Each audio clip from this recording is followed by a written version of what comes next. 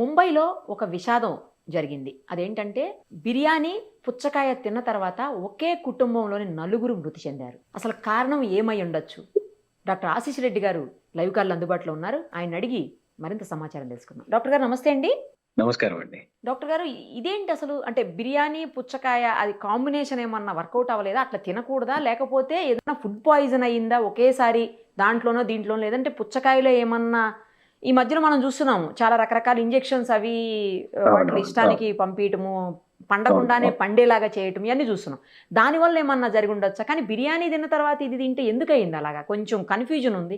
ఒక్కసారి యాహ్! చెప్పగలుగుతారా? సో, ఇది కోయిన్సిడెన్సే కానీ ఓకే. జనరల్లీ బిర్యానీ తిన్న తర్వాత వాటర్ మెలన్ తినడం వల్ల ఎటువంటి నష్టం లేదు. యాదృచ్ఛికమే కానీ అయితే ఇది. 100% యాదృచ్ఛికమే. కానీ ఇక్కడ యాదృచ్ఛికం. జరిగిందేంటంటే, ఈ వాటర్ మెలన్‌లో ఐ థింక్ ఇప్పుడు ఇవన్నీ మీరన్నట్టు రైపెన్ చేయడానికి హ్మ్.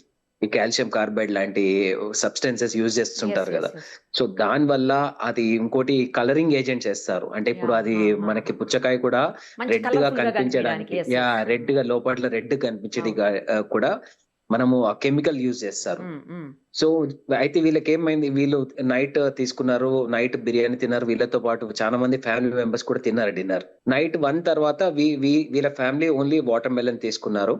మార్నింగ్ 5, 6 కల్లా సివియర్ డీహైడ్రేషన్, మోషన్స్, వామిటింగ్స్‌తోని హాస్పిటల్ అడ్మిట్ అయ్యారు. హ్మ్. కానీ వచ్చిన 1, 2 అవర్స్‌లో వాళ్ళకి మనకి డాక్టర్స్ ఐడెంటిఫై చేసిందంటే ఫాస్ట్‌గా కిడ్నీ ఫెయిల్యూర్‌లకు కూడా పోతుండే.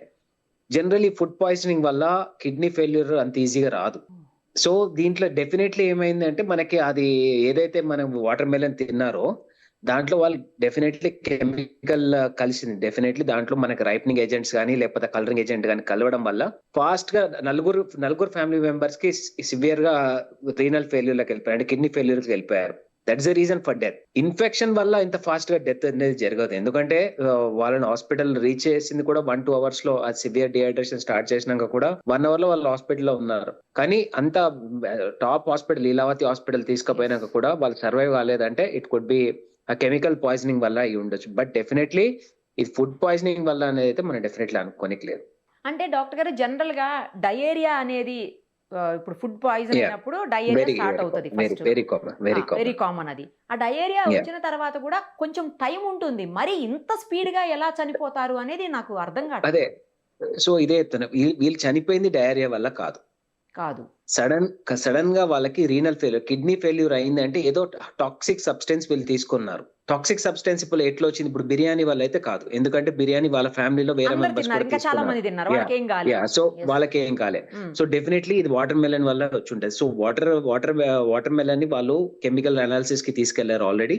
అది ఇంకా ఇన్వెస్టిగేషన్ జరుగుతుంది. బట్ డెఫినైట్‌లీ అండ్ 100% నాకనిపించేది ఏందంటే ఇట్ కుడ్ నాట్ బి మీరన్నట్టు డీహైడ్రేషన్ వల్ల ఏ మనిషి అంత ఆ! ఫాస్ట్‌గా చావరు.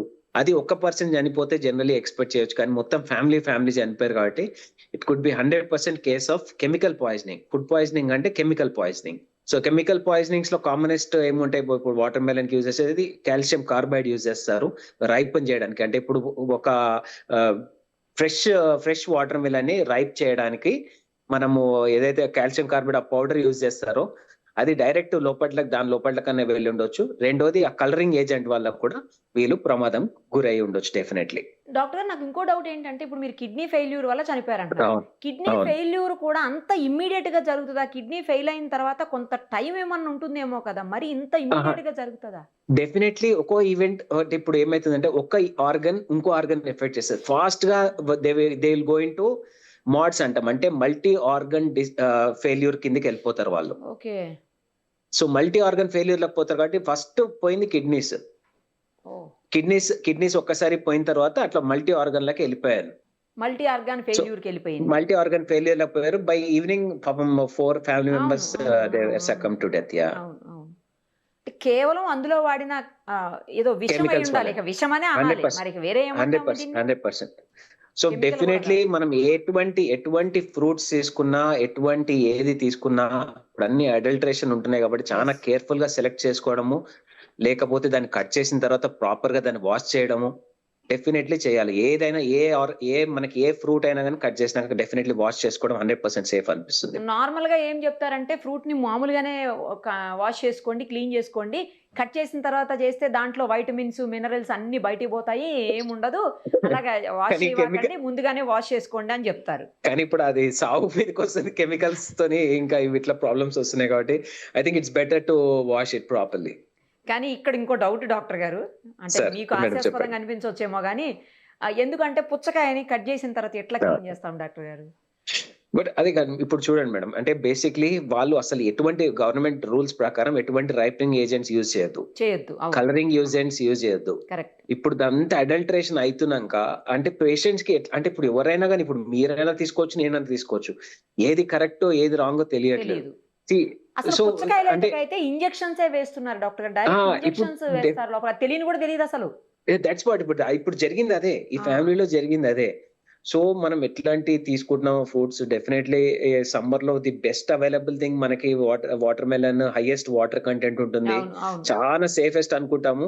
కానీ ఇట్లాంటి అడల్టరేషన్స్ వల్ల అన్నెసెసరీగా ప్రాణాలు పోతున్నాయి. వాళ్ళకేమో ప్రాఫిట్స్ గురించి ఆలోచిస్తున్నారు. నార్మల్‌గా దాన్ని ఫాస్ట్‌గా గ్రో చేద్దాం అనుకుంటున్నారు. బట్ ఈ మనుషుల ప్రాణాలు పోతున్నాయి కాబట్టి డెఫినెట్‌లీ గవర్నమెంట్ చాలా స్ట్రిక్ట్ యాక్షన్ తీసుకోవాలి. అస్సలు ఇట్లాంటి కెమికల్స్ అవైలబిలిటీగా ఉండనీయకుండా చేయాలి. గతంలో ఒకటి విన్నాను డాక్టర్ గారు. ఏంటంటే ఇప్పుడు బిర్యానీ తిన్నప్పుడు ఇప్పుడు హైడ్రేటెడ్ డ్రింక్స్ ఉంటాయి గదా! Soft drinks. అవును. నేను అవును. నేమ్ చేయడానికి అవును. లేదవి. నేమ్ చేయలేం గదా! అవును. అవును. అవును. అలాంటి డ్రింక్స్ తీసుకుంటే సాఫ్ట్ డ్రింక్స్ చాలా మందికి అలవాటుంటది. బిర్యానీతో పాటు సాఫ్ట్ డ్రింక్ అవును. తీసుకుంటుంటారు. అవును. అవును. అలా వెరీ కామన్. తీసుకున్నప్పుడు కూడా చాలా సార్లు డయేరియా రావటము, ఫుడ్ పాయిజన్ అవ్వడము ఇలాంటియన్నీ గూడా మనం చూసాం. యాహ్! ఎందుకు యాహ్! బిర్యానీ తీసుకున్నప్పుడే ఇది తీసుకుంటే ఎందుకవుతుందంటే అందులో వాడే కెమికల్స్‌కి బిర్యానీలో ఉండే ఆ నో. మెటీరియల్‌కి అసలు అంటే జనరల్ ఇంటరాక్షన్ ఉండదండి. ఎందుకంటే మనం జనరల్లీ బిర్యానీ అంటే నార్మల్‌గా మనం ఇంట్లో చేసుకున్నదే, హోటల్‌లో చేసుకున్నదే పెద్దగా దీంట్లో ఎక్కడ కెమికల్స్ యూసేజ్ ఏమి ఉండదు. అన్లెస్ అందులో కలరింగ్ ఏజెంట్స్ తప్ప. ఇప్పుడు జనరల్లీ ఇట్స్ అన్ కలరింగ్ ఏజెంట్‌తో అసోసియేషన్. పాటు అది గూడా కదా డాక్టర్ గారు. సాల్ట్ ఒకటి యూజ్ చేస్తారు దాంట్లో. టేస్టింగ్ సాల్ట్ హ్మ్. లాంటివి ఏవో యూజ్ ఆహా! చేస్తారు. అవి గూడా సో వద్దు అని అంటున్నారు అట్లాంటి కదా! అట్లాంటి అడల్టరేషన్స్ ఉంటే తప్ప జనరల్లీ చాలా మంది ఏమైతది మన బిర్యానీ హోటల్‌కెళ్ళి తెచ్చుకునే వారికి అది వేడి ఉండకపోవచ్చు. యాహ్! అది స్పాయిల్ అయిపోవచ్చు. లేకపోతే ఇప్పుడు సమ్మర్స్‌లో చాలా ఈజీగా ఫుడ్ స్పాయిల్ అయిపోయే ఛాన్సెస్ ఉంటాయి. కరెక్ట్. కరెక్ట్. సో అట్లాంటి దాంట్లో మనం డయేరియా వెరీ కామన్‌గా చూస్తుంటాము. కానీ లక్కీగా ఇప్పుడు మన బిర్యానీతో గాని వాటర్ మిలన్ ఇప్పుడు బిర్యానీ లంచ్‌కి తీసుకొని ఈవినింగ్ స్నాక్ లాగా వాటర్ మిలన్ తీసుకుంటే నిజంగా ఎటువంటి ఇంటరాక్షన్ లేదు. అంటే సైంటిఫిక్‌గా కూడా చానా దాంట్లో కూడా నేను చూసాను ఇందాక కూడా I have read about it. ఎక్కడ కూడా అఫీషియల్‌గా ఎక్కడ దీని గురించి ఇంటరాక్షన్స్ లేవు. చాలా సేఫ్‌గానే ఉంది. బట్ ఇక్కడ డెఫినైట్‌లీ జరిగింటే ఈ ఫుడ్ ఇంటరాక్షన్ వల్ల కాకపోయుండొచ్చు. Only because of the okay. Chemical poisoning. Okay. Yeah! That could be a major reason. కానీ బిర్యానీతో పాటు ఎందుకు సాఫ్ట్ డ్రింక్స్ కూడా తీసుకోవద్దని చెప్తారా? 2 కాంబినేషన్ కరెక్ట్ కాదని ఎందుకు చెప్తారు? ఏరేటెడ్ డ్రింక్స్ కదండీ. At the end of the day అవి హై కార్బోనేటెడ్ డ్రింక్స్. ఈ కార్బోనేటెడ్ డ్రింక్స్‌లా ఏముండదు. జస్ట్ అన్నెసెసరీ ఫిజ్ తప్ప ఏముండదు. ఒట్టి మనకు అది తీసుకున్నామా హ్యాపీనెస్ గాని ఓన్లీ ఫిజ్డ్ షుగర్ డ్రింక్ లాంటిదే. సో దీనివల్ల ఓన్లీ థింగ్ ఏందంటే టైమింగ్స్ అండి. బేసిక్‌లీ ఇది తీసుకొని మనం బిర్యానీ చేసినా వాడెప్పుడో పొద్దున చేసుంటారు. మనకు వాడు రీహీట్ చేసే ఇస్తుంటారు వాళ్ళు. జనరల్లీ అవును. హండీస్ అన్ని మార్నింగ్ తయారు చేస్తారు. కరెక్ట్. ఈ హండీ ఈవినింగ్ వరకు అదే రన్ అయితుంటది. సో దాన్ని సరిగ్గా మెయింటెనెన్స్ అవన్నీ దాని వల్లనే అయితుండొచ్చు గానీ బట్ యాస్ సచ్ ఇవి 2 డైరెక్ట్‌గా తీసుకోవడం వల్ల అయితే I don't think it's a correct point అని నేను అనుకుంటున్నాను.